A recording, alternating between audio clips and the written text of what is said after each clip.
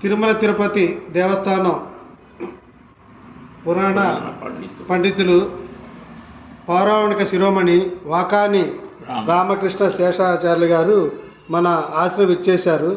వారు వాసుదాస్ స్వామి వారి దాసేశ్వర వారి అంటే చాలా అభిమానులు. దాసేశ్వర స్వామి ఉన్నప్పుడు చాలాసార్లు వచ్చారు. మా నాన్నగారు ఉన్నప్పుడు వచ్చారు. ఈ మధ్య కూడా మన ఆశ్రమంకి వస్తున్నారు. చాలా ముఖ్యులు. వారు మన ఆశ్రమం గురించి చెబుతారు. జై శ్రీరామ్. రామాయ రామభద్రాయ రామచంద్రాయ వేధసే రఘునాథాయ నాథాయ సీతాయా పతయే నమః. శ్రౌతస్మార్తాదికం కర్మ నిఖిలం ఏన సూత్రితం తస్మై సమస్త వేదార్థ విదే విఖనసే నమః. శ్రీరామాయ నమః. మన అంగలకుజుడు శ్రీ దాసకుటి కోదండరామ సేవక ధర్మ సమాజం వాసుదాస స్వామి వారి చేత స్థాపితమై 1925 ప్రాంతంలో, అనంతరం దాసశేషస్వామి వారు, అలాగనే శేషదాసస్వామి వారు గురించి ఆదిశేష దాసస్వామి, నారాయణదాసు గారు, అనంతరం రామానుజదాసస్వామి, అనంతరం వారి అంతేవాసులుగా ప్రస్తుతం ఈ ఆశ్రమాన్ని దశ దిశలా ఈ ఆశ్రమ కీర్తిని విస్తారంగా ప్రజల మధ్యకు తీసుకొని వెళ్ళి ఆ వాసుదాస స్వామి వారి యొక్క ఆలోచనలు, భావాలను, రామభక్తిని, నామ సంకీర్తనను, శ్రీమద్ రామాయణ వైభవాన్ని 24,000 శ్లోకాలతో వాల్మీకి మహర్షి అందించినటువంటి ఆ రామాయణం, సంస్కృత రామాయణాన్ని 24,000 పద్యాలలో చక్కగా అమృత కలశాలలో అందించినటువంటి మహనీయులు ఆంధ్ర వాల్మీకి వావిలకరణ సుబ్బారావు గారు. వారినే వాసుదాస స్వామి అని ప్రపంచమంతా ఆంధ్ర వాల్మీకిగా ఆనాడే ధర్మవరం కృష్ణమాచార్యులు మొదలైనటువంటి వారు ఒంటిమిట్ట కోదండరామస్వామి క్షేత్రంలో సరిగ్గా 100 సంవత్సరాలకు పైన ఆనాడు వారిని సత్కరించడం, గురువులుగా స్వీకరించడం జరిగింది.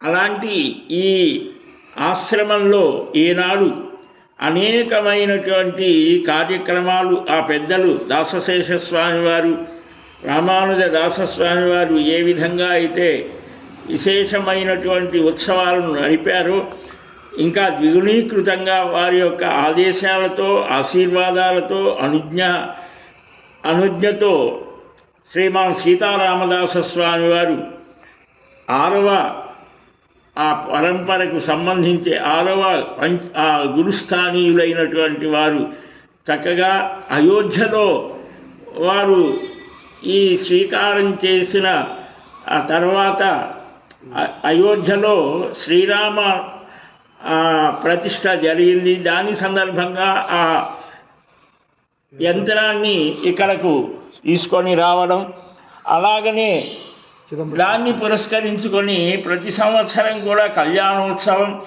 అలాగనే శ్రీరామాయణ యజ్ఞాన్ని హోమపూర్వకంగా పారాయణ సహితంగా నిర్వహించడం, దానిలో కూడా విశేషించి సుందరకాండని ప్రత్యేకించి మరలా చేయడం, ఇలాగా అనేక కార్యక్రమాలు, ఏకాహాలు, సప్తాహాలు, అలాగనే 9 రోజుల పాటు మహాలక్ష్మి అర్చనలు, సీతాయజ్ఞములు మొదలైనటువంటివన్నీ కూడా ఆ పూర్వాచార్య పరంపరలో నిర్వహించడం చాలా సంతోషం. వాటి ప్రపంచంలో ఒక ఆచార్య స్థానంలో నిలిచి ఆ పూర్వాచార్యులు ఏవేవైతే నడిపి సమస్తమైనటువంటి మానవాళి క్షేమాన్ని కోరుతూ ఇక్కడ ఈ స్థానం నుంచి, ఈ పీఠం నుంచి, ఈ ఆశ్రమం నుంచి సమస్తమైనటువంటి మానవులు కాదు సమస్తమైనటువంటి ప్రాణికోట్లకు హితం చెయ్యాలి అనేటువంటి ఒక దృఢ సంకల్పంతో, లోక కళ్యాణ కాంక్షతో ఈ ఆశ్రమంలో అనేకమైనటువంటి ఉత్సవాలు, సప్తాహాలు, ఏకాహాలు, పురాణ ప్రవచనాలు, దీపోత్సవాలు ఇంకా అనేకమైన కార్యక్రమాలు కైంకర్యాలన్నీ కూడా ఆచార్య అనుగ్రహంతో నిర్వహిస్తూ ఈ పూర్వాచార్యులు చెప్పినటువంటి మార్గంలో నడవటం అనేటువంటిది ఇవాటి ప్రపంచానికి క్షేమదాయకం. ఎందుకనంటే లోకంలో అనేకమైనటువంటి సంప్రదాయాలు ఉన్నాయి, కానీ ఒక నిర్దిష్టంగా శాస్త్రబద్ధమైనటువంటి రీతిలో మనకందరికీ కూడా కర్మ, భక్తి, జ్ఞాన, యోగ మార్గాలలో భక్తి మతము అని ఆ భక్తి విజయ ధ్వజాన్ని ప్రతిష్ఠించారు వాసుదాస స్వామి వారు. 100 సంవత్సరాల క్రితమే ఆనాడు ఉన్నటువంటి సమాజంలో ఉన్నటువంటి దుర్నీతిని, అంటే ఆధ్యాత్మికత పేరుతో అనేక రకాలుగా ప్రజలని వంచేటువంటి దొంగ గురువులని కూడా వారు బయటపెట్టి సత్యమైనటువంటి నిజమైనటువంటి అందరికీ కూడా క్షేమకరమైనటువంటిది భక్తి మార్గము. వారి ఇష్టదైవాలని చక్కగా ఒక గురువుల ద్వారా మంత్రాన్ని లేదా ఒక తత్వాన్ని ఉపదేశంగా పొంది దాన్ని నిత్య జీవితంలో అనుసరిస్తూ వారి యొక్క విశేషం ఏమిటంటే యోగాన్ని, భక్తిని, కర్మాచరణను, తత్వాన్ని అన్నిటినీ కూడా సమ్మేళనం చేశారు.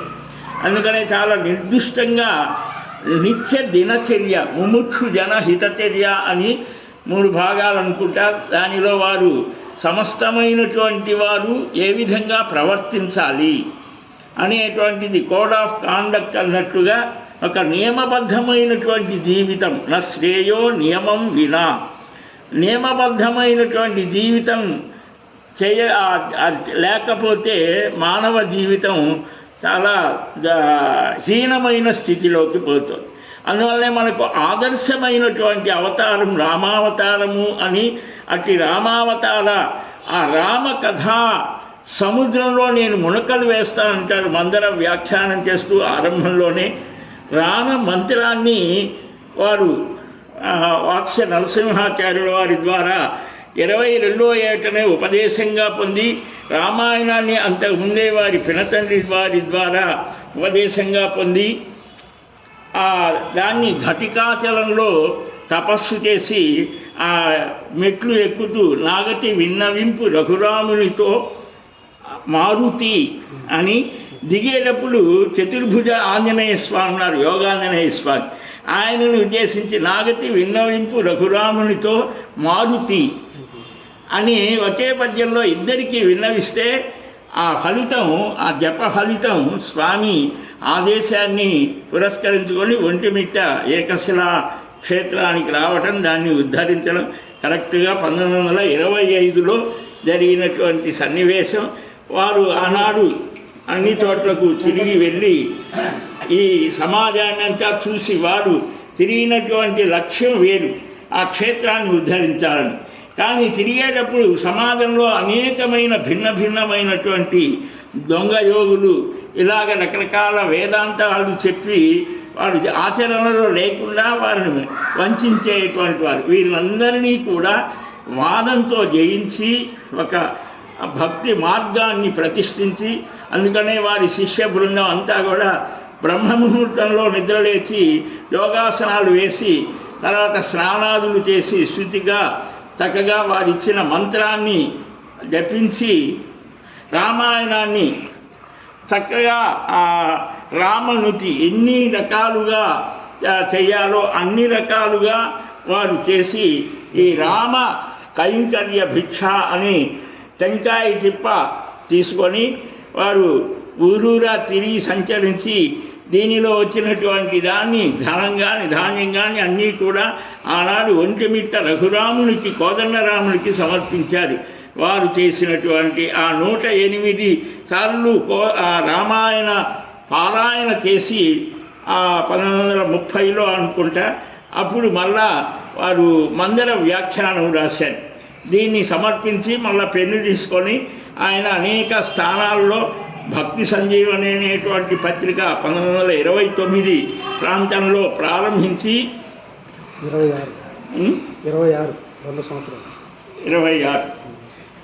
స్థాపించి దాన్ని నడిపారు. ఇప్పటికీ కూడా అది నడుస్తున్నది. భక్తి సంజీవని, మందర వ్యాఖ్యానం, కుమార హితచర్య, పతి హితచర్య, సతీ హితచర్య అని హితచర్యలు, ఆర్యకథానిధులు, అలాగనే ఈ రామాయణ వ్యాఖ్యానం, కౌసల్య పరిణయం అనేటువంటిది, కుమారాభ్యుదయం, దాని శ్లేష చాలా విశేషమైనటువంటిది. రామ అలాగ ఏ అక్షరం తీసినా కూడా దానికి చక్కగా సరిపోయేటువంటి అద్భుతమైనటువంటిది. అనేక శతకాలు, ఒంటిమిట్ట రఘునాయక శతకాన్ని చెప్పారు. ఒప్పుల కుప్ప టెంకాయ చిప్ప అని టెంకాయ చిప్ప శతకం చెప్పారు. అలాగనే అనేకమైనటువంటి దండకాలు, స్తోత్రాలు, అంటే అతి సామాన్య మానవుడికి కూడా చాలా విశేషం ఏంటంటే ఈ రామాయణం సంస్కృతం చదవలేని వారికి తెలుగు చదివి వారు ఆ అనుభూతి, ఆ ఫలాన్ని పొందిన వారు కూడా ఉన్నారు. నా అనుభవం కూడా చాలా చిన్నప్పుడు మా తాతగారు వారి దగ్గర ఉపదేశం, అంటే స్వప్నంలో ఉపదేశం పొందారు. ఆయన చిన్న వయసులో ఉంటే నాకు కూడా మంత్రోపదేశం చేయాలంటే, నాయన ఇప్పుడు నీకు చిన్నవాడివి, ఇంకా నీకు ఆ యోగ్యత రాలేదు, వచ్చినప్పుడు నేను శరీరంతో ఉండకపోయినా నేను ఉపదేశం చేస్తాను అని వారు చెప్పి, అలాగనే వారు వెళ్ళిన తర్వాత ఆయనకు వివాహం అయిన తర్వాత ఆయన ఆ మందిరంలోనే ఆరంభంలో శ్రీ మహీజాదవ అని ప్రారంభం చేసి దానిలో రామ షలక్షణి మంత్రాన్ని వ్యత్యస్తంగా చెప్తారు. దానికి కూడా వ్యాఖ్యానం రాస్తారు. పక్షి అంటే క్షిప, ఆ పక్షి అలాగా వ్యత్యస్తం చేసి, అంటే వెనక నుంచి చెప్పడం, అలాగా ఆ మంత్రాన్ని చెప్పడం, దాని విశేషాలు చెప్తారు. అది చదువుతూ ఉంటే మా తాతగారు మధ్యాహ్నం సమయంలో ఒక నిద్రలాగా వస్తే దాంట్లో ఆయన స్వప్నంలో దర్శనమిచ్చి, ఇదేరా మంత్రం, దీనికి అంగన్యాస కరన్యాసాలతో కూడా పని లేదు, ఇది చెయ్యి అని అంటే అప్పటి నుంచి వారు చేసి వాసుదాస గురవే నమః అని వారు అనేటువంటి వారు నేను 5-6 ఏళ్ల వయసులో ఉన్నప్పుడు. కాబట్టి మహాయోగి, షణ్ముఖి ముద్ర ఇవన్నీ కూడా వేసి ఆయన యోగా అన్నీ సాధించారు. భక్తిలో కోదండరామ సాక్షాత్కారము పొందారు. అలాగే తాత్వికమైనటువంటి దీనిలో కూడా ఆ విశిష్టాద్వైత మార్గాన్ని స్వీకరించారు. అలాగనే రామానుజాచార్య స్వామి, అలాగనే వేదాంత దేశకుల వారి పరంపర రెండింటినీ కూడా స్వీకరించి వారు అద్భుతమైనటువంటి ఆ స్వరూపాన్ని మనకు చూపించారు. వారి తర్వాత వచ్చినటువంటి దాసశేష స్వామి వారి గురువు గారి లాగానే వీరు కూడా 108 పర్యాయాలు రామాయణ పారాయణ చేసి ఈ అంగలకుదులు ఈ దగ్గరలోనే 50 ఎకరాలలో దాదాపు మహాసామ్రాజ్య పట్టాభిషేకం చేశారు 1958లో. అటు తర్వాత సీతాయజ్ఞం చేశారు మన శేషదాస స్వామి, గులిచి ఆదిశేష స్వామి. వారు సీతాయజ్ఞం చేశారు. వారు ఉన్నప్పుడే ప్రారంభించారేమో, 81లో వీరు దాన్ని చక్కగా నిర్వహించారు. ఆ తర్వాత నారాయణదాస స్వామి వారు కొద్ది కాలమే ఉన్నారు. ఆ తర్వాత రామానుజదాస స్వామి వారు వజ్రోత్సవాలు నిర్వహించి ఈ బాలకాండ, సుందరకాండ, వాల్మీకి మార్గాన్ని వాసుదాస స్వామి ఎలాగ అనుసరించారో సోపపద్యపూర్వకంగా తులనాత్మకంగా అనేక ప్రాంతాలలో వారు పర్యటించి వాసుదాస స్వామి వారి యొక్క ఆ దివ్య భావాలను అందరికీ కూడా వెదజల్లారు. ప్రస్తుతం 6వ గురుస్థానీయులైనటువంటి శ్రీమాన్ సీతారామదాస స్వామి వారు ఇక్కడ ప్రారంభమే అయోధ్య రాముడి యొక్క యంత్రాన్ని ఇక్కడికి తీసుకురావడం, కళ్యాణోత్సవాలు, సత్యనారాయణ స్వామి వ్రతాలు, చిదంబర శాస్త్రి గారు తీసుకొని వెళ్తూ ఉంటే దాన్ని ఇక్కడికి తీసుకొని వచ్చి జగజ్జేగీయమానంగా భక్తులందరి సమక్షంలో వారికి ఆ రామభక్తి ఉత్తేజితమయ్యేట్లుగా చేసి మళ్ళా ఇక్కడి నుంచి వీడ్కోలు పలకడం, మళ్ళా రేపు నూతన సంవత్సరం 2026 జనవరి 22వ తేదీ అయోధ్య ప్రతిష్ట రోజున ఇక్కడ ఈ ఆశ్రమంలో దాసకుటి అంగలకుదుల్లో కూడా సీతారామ కళ్యాణం చేయబోతున్నారు. చాలా విశేషమైనటువంటిది. ఇంకా ఈ సుందరకాండ యజ్ఞాలు, రామాయణ యజ్ఞాలు చేస్తున్నారు. ఆసక్తి కలిగిన వారు అందరూ కూడా ఈ పరంపరకు సంబంధించినది ఒక నిర్దిష్టమైనటువంటిది, శాస్త్రబద్ధమైనటువంటిది. ఆ సీతారామచంద్ర అనుగ్రహం అందరికీ కూడా కలగాలి అని ఆ శ్రీమన్నారాయణ అష్టాక్షరి మంత్రాన్ని సీతారామ లక్ష్మణ భరత శత్రుఘ్న హనుమత్ సమేతుడైనటువంటి శ్రీ రామచంద్రస్వామి అలాగే శ్రీకృష్ణస్వామి వారి యొక్క ఆ అనుగ్రహం అందరికీ లభించాలని, అంతేకాకుండా విశేషించి దాదాపు 108 సాలగ్రామాలు ఈ ఆశ్రమంలో ఉన్నాయి. మనకి ఎక్కడా కనిపించవు. ఒక సాలగ్రామం ఉంటేనే విశేషమని అనేక సాలగ్రామాలు పరంపరగా రావటం, దానికి కూడా నిత్యం తిరువారాధన పంచసూక్తాలతో, అలాగనే కొన్ని వందల సంవత్సరాల నాటి శ్రీనివాసమూర్తి కోదండరామస్వామి, అలాగనే ఆద్యాలక్ష్మి యంత్రం, ఇవన్నిటినీ కూడా ఇక్కడ నిత్యము చేస్తూ భగవద్ ఆరాధన చేస్తూ నిత్యం గృహే దేవాయతనేవా భక్త్యా భగవంతం నారాయణం అత్యయేతి తద్విష్ణో పరమం పదం గచ్చదీతి విజ్ఞాయతే అని ఇకనో మునీంద్రుడు చెప్తారు. అలాగ భగవద్ ఆరాధనం, భగవన్నామ స్మరణం, భగవత్ కథా శ్రవణం, ఈ 3 మార్గాలు అంటే ఈనాటి దేశకాల పరిస్థితులను అనుసరించి ఈ యోగ మార్గం, అలాగనే ఇతర మార్గాలు ఇప్పుడు అంతగా మనకు సాగవు. అందుకనే నామ సంకీర్తన, ఇది భగవదారాధనం, యజ్ఞ అగ్నిముఖా వైదేవాహ అని అగ్నిముఖంగా ఆ అమూర్త ఆరాధనము అని అంటారు. అంటే అగ్నిముఖంగా భగవంతుడికి మనం ఆద్యాది ఆహుతులని సమర్పించి చేయటం. సమూర్త ఆరాధన అంటే విగ్రహ రూపంలో ఆరాధించడం. ఈ 2 రూపాలతో కూడా భగవద్ ఆరాధన చెయ్యాలి అని ఆగమ శాస్త్రాలు చెబుతాయి.